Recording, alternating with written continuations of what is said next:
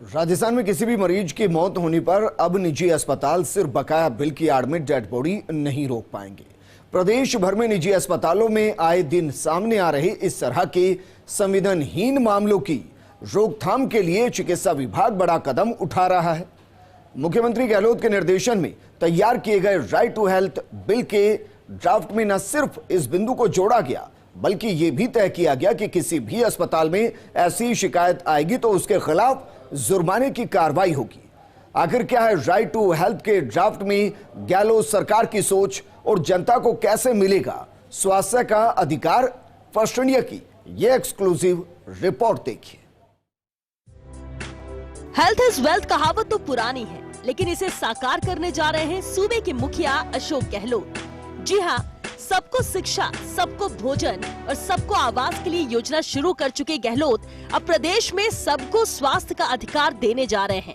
Right to health को लेकर संजीदा सीएम गहलोत के सपने को साकार करने के लिए चिकित्सा विभाग ने 15 पेज का बिल ड्राफ्ट तैयार किया है।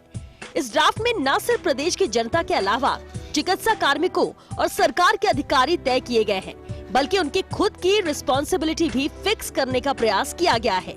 चिकित्सा विभाग के अधिकारियों की माने तो कानून के पारित होते ही राजस्थान देश का पहला राज्य बनेगा जहां जनता को स्वास्थ्य का कानूनन अधिकार मिलेगा। आइए आपको समझाते हैं कि आखिर क्या है जनता के लिए राइट टू हेल्थ में फायदे। राइट टू हेल्थ से बदलेगी राजस्थान की सेहत। सरकारी अस्पतालों में सेवाओं से नहीं किया जा सकेगा इनकार, यानी हर सरकारी अस्पताल में मिलेगा गारंटीड इलाज। पीएचसी, सीएचसी से लेकर बड़े अस्पतालों के लिए बनेगी सूची। सभी तरह की चिकित्सकीय सेवाओं की बनेगी सूची। सूची में शामिल सेवाएं उपलब्ध कराना होगा अस्पताल में अनिवार्य। किसी अस्पताल में यदि किसी तकनीकी कारण से सेवा नहीं उपलब्ध तो भी मरीज को वैकल्पिक व्यवस्था करके देनी होगी सेवा। सभी नागरिकों को स्वास्थ्य से संबंधित जानकारी लेने का होगा अधिकार। सिर्फ बकाया बिल के चलते निजी अस्पताल नहीं रोक सकेंगे डेड बॉडी। इंश्योरेंस स्कीम में चयनित अस्पतालों में निःशुल्क उपचार का प्रावधान। जिन अस्पतालों ने सरकार से ली है रियायत, उन्हें नियम शर्तों के मुताबिक चयनित लोगों को देना होगा निःशुल्क इलाज।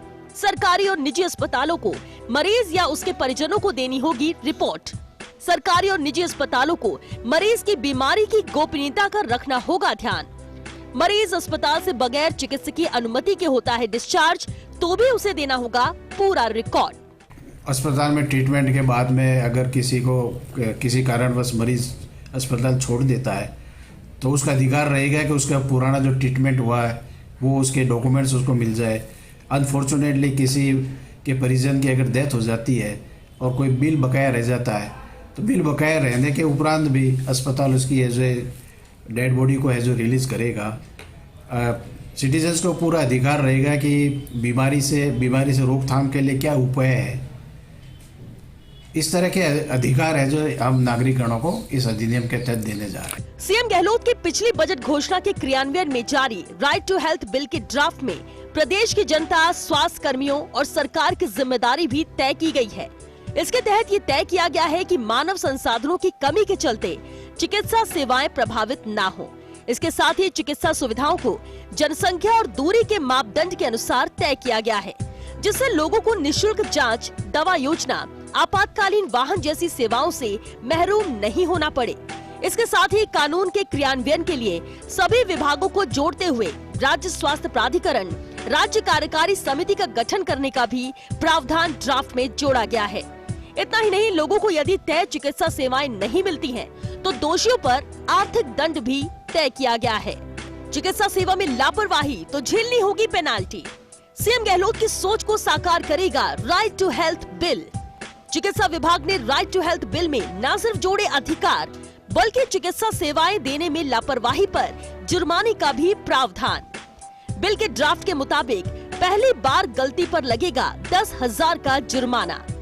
इसके बाद भी गलती मिलने पर लगेगा 25,000 का जुर्माना। प्रावधान हमने अभी 10,000 से 25,000 तक का है, 10,000 तक का रखा है। रिपीट होने पर 25,000 का जुर्माना रखा है, जो काफी भारी जुर्माना है। मुख्यमंत्री अशोक गहलोत की सरकार जल्द ही स्वास्थ्य का अधिकार को कानून का रूप देगी।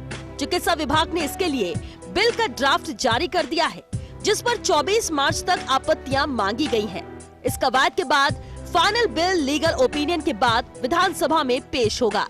इस कानून के लागू होने के बाद न सिर्फ सूबे की सेहत में आमूलचूल परिवर्तन नजर आएगा, बल्कि गरीब परिवारों का आत्मसम्मान के साथ चिकित्सा सेवा उपलब्ध होगी।